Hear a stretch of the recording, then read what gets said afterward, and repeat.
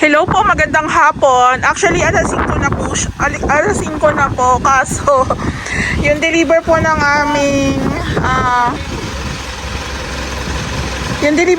aming order is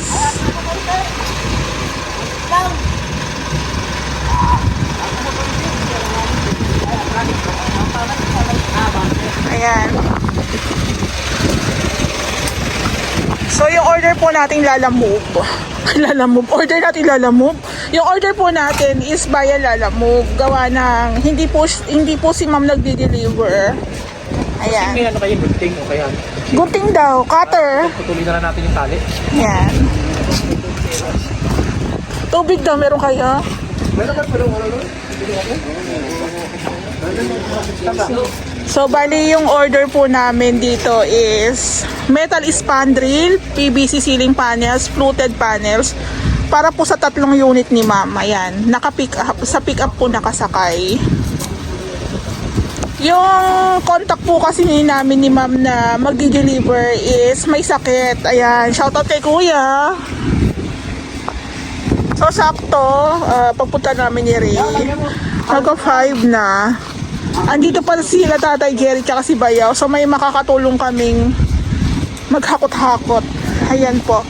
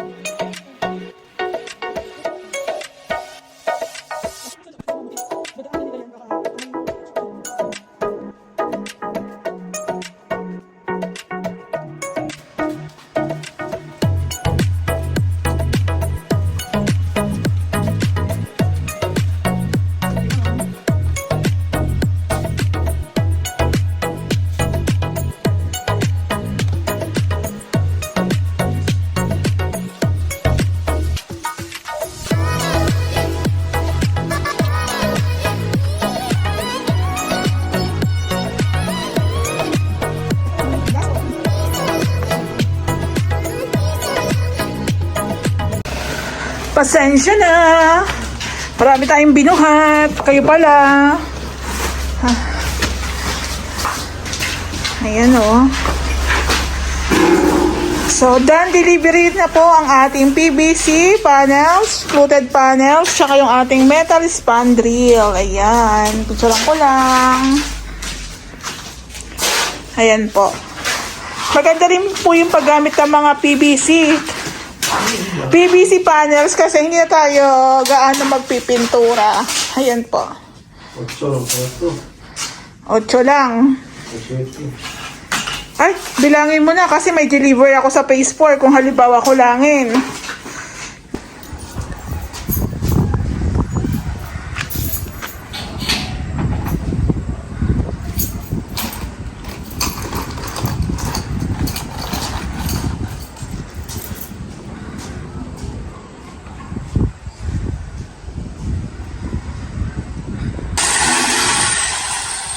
Hello po, hello. Andito po tayo ngayon sa Phase 6 ulit gawa ng meron po kami i-check.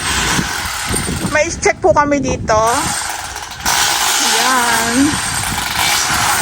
So, bali halos natapos na po nila Tatay Jerry yung ating front extension, pag-install ng deco stone, pati po yung plant box natin.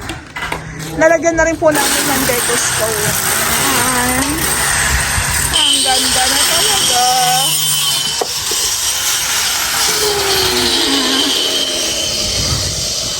Ayan po siya. So, bali yung gap doon, nilalagyan po Tatay Jerry ng ng mga natirang deco stone. Sayang din po kasi. Ayan, mas maganda nga po deco stone na lang ilagay para magamit din po instead of pintura. Ayan.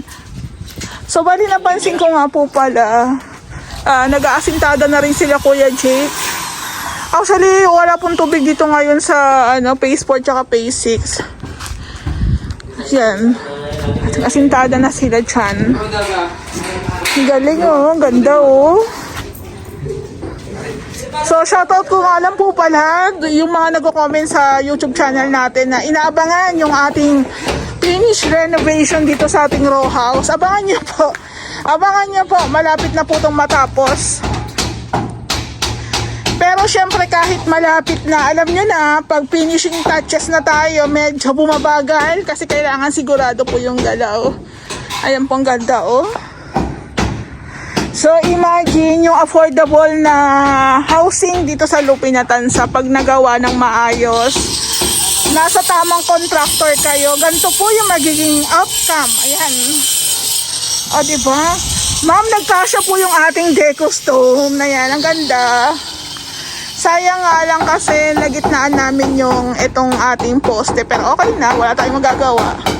Pero sana dito na lang siya sa kabilang side. Ilipat kaya natin, char lang. Yan.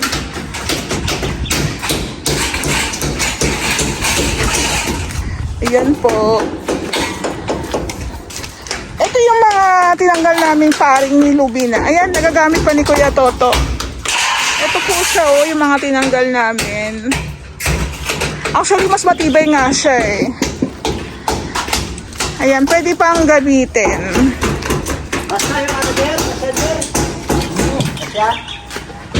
So, meron na tayo mga gumapang na... Ito po matagal po itong, mahirap po itong gawin. Yung pagbabakbak. Ayan o. Para sa wiring sa atin dito yan. Ayan po. Ay, wow! Sana! Ang ganda! Ito naman, ang ganda ng ceiling. Ito na yung sinasabi ko eh. Char. Ang ganda-ganda. So, ito po... kagahapon hinabol po talaga namin may deliver na yung mga kailangan naming PVC kasi nga po before kami maglagay ng pinaka-cove kailangan mailagay po muna namin yung PVC. Ayan. Ay, wow!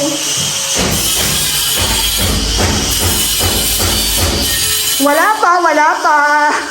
Excited na tayo, diba? Ang ganda. Isang buong mahabang cove light. Ayan, o diba? Tapos, ma'am, yung sinasabi mo nga palang hatch dito, nasabi ko na po yan kay Ray. So, wala na po tayong intention dyan.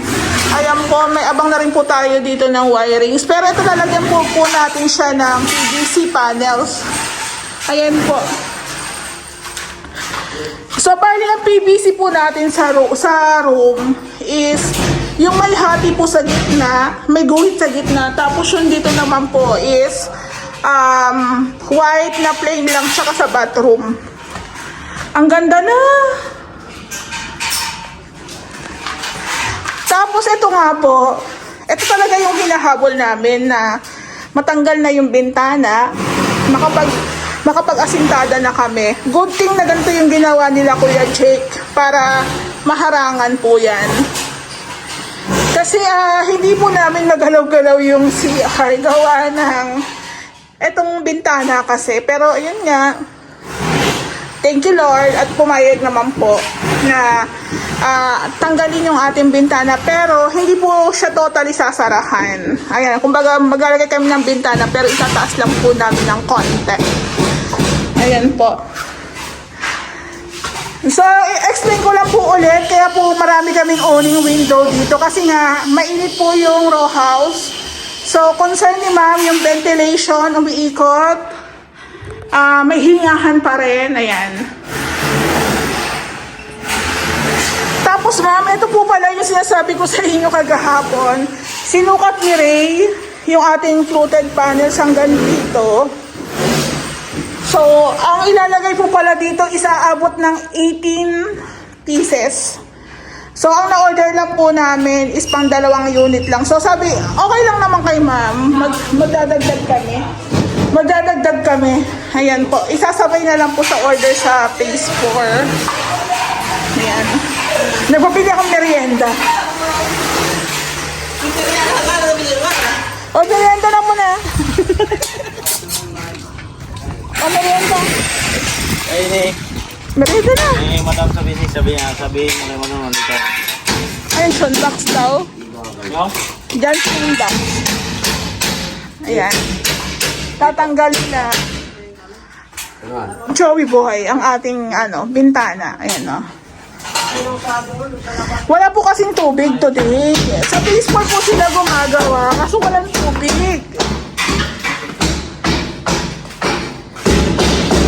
So, bale, dito po yung mga additional natin na materials. Semento, parings. Yan, tinatanggal nila Kuya Jake yung ating bintana para maasintadahan na. Yan. Ayan po.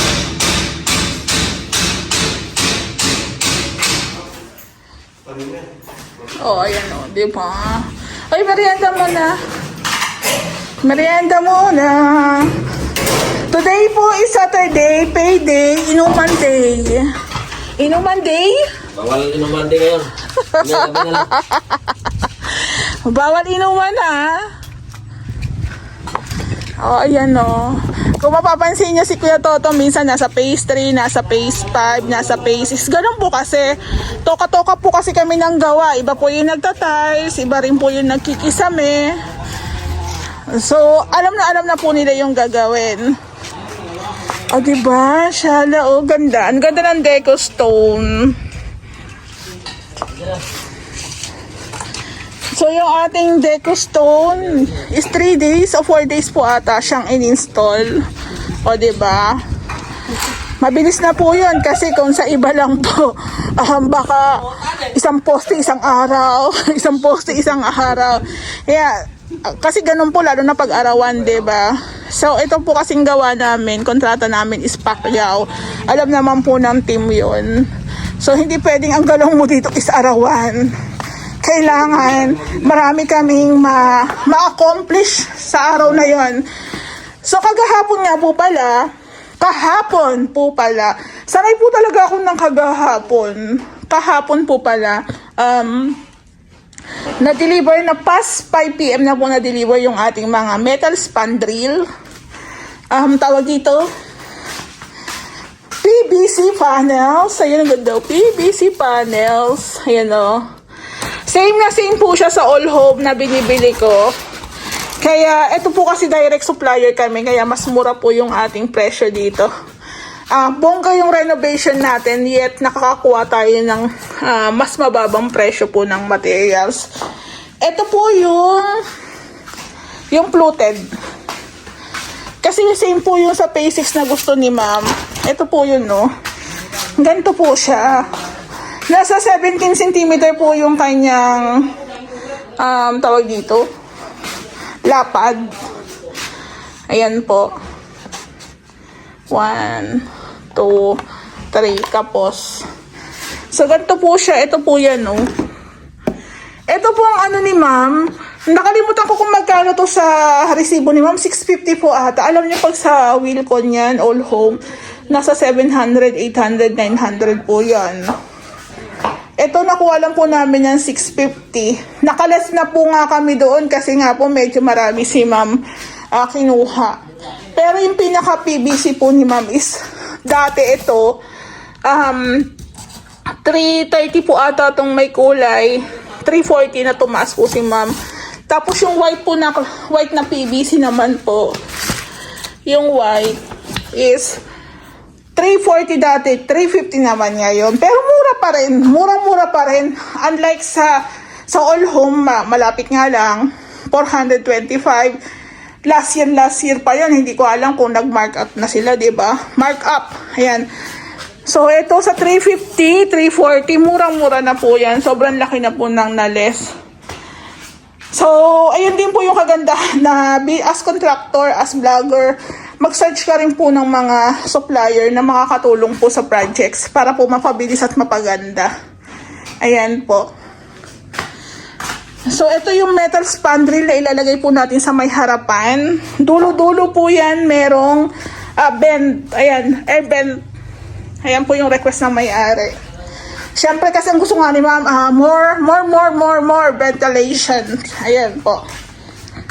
So ito yung mga gagamitin nating mga wall angle and molding po ang tawag dyan. So naglagay lang po kami ng harang dito kasi baka madisgrasya sila.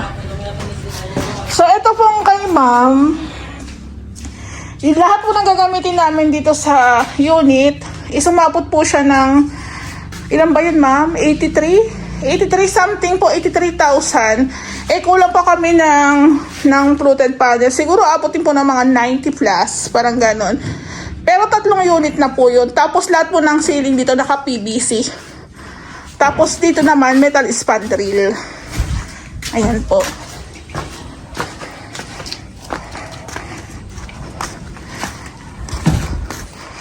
Merienda na.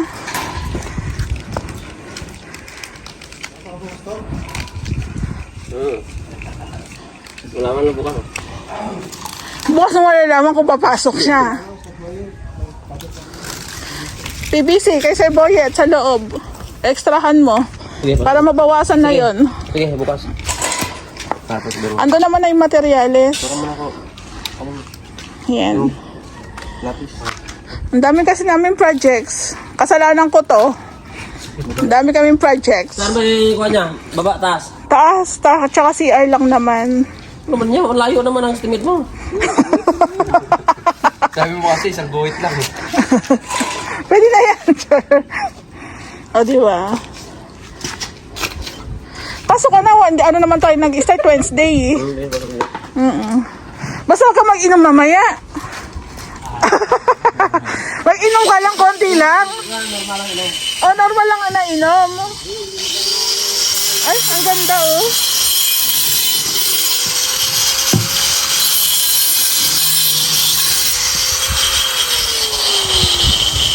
Ang ganda niya pala pag wet look na siya oh. Diba? Ito lang pala kaibigan. Eh, para tupo din siya dito.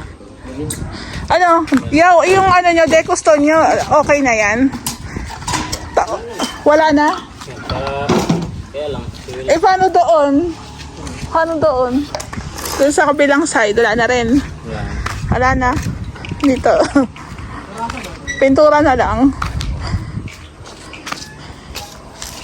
Eh, sino nga pala dyan? Daw? Daw? Yan, Mac.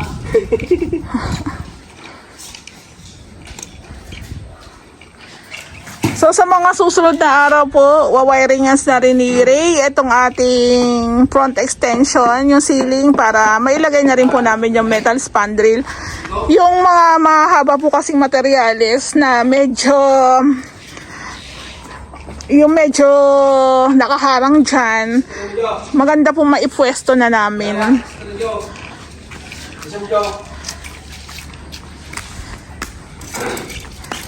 Ayun, ang ganda na, o, diba? Pagpasok nyo pa lang dito sa may bukana ng Phase 6 row house, opak. Diba? Tapos ang iisipin nyo agad, isa lang may-ari nito. Tama po kayo. Isa lang po may-ari. Kasi nga, pare-parehas po yan.